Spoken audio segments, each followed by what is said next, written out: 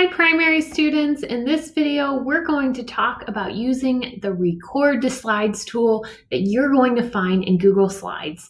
The really cool thing about this tool is that you can take a video right within Google Slides and then put this video on your slide for your teacher.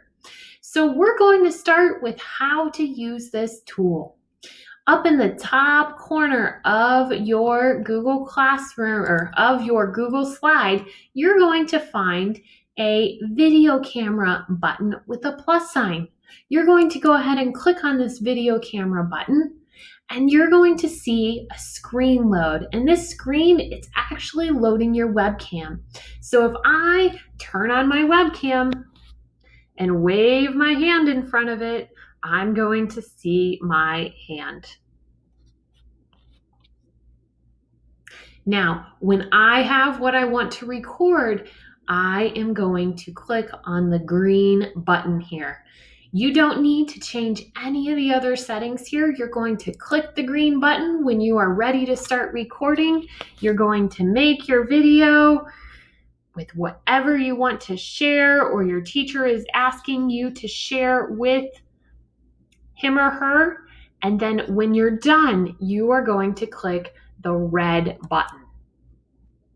Once you've clicked the red button, you're going to see a little video pop up here and you're going to be able to watch whatever you just recorded by clicking the play button. Click the green button when you are ready to start recording. You're going to make your video with whatever you want to share. Now, I didn't really make my video with much of anything but my hand in it, but you can share different things that your teacher is asking you to in this video. Then, when you decide you like the video and you're ready to go, you're going to click OK. If you don't like the video and you need to record it again, you're going to come back over to the green button and click it again and repeat. Once you have your video that you like, you're going to select OK. And the very first time you do this, Google may ask you a few questions. But guess what?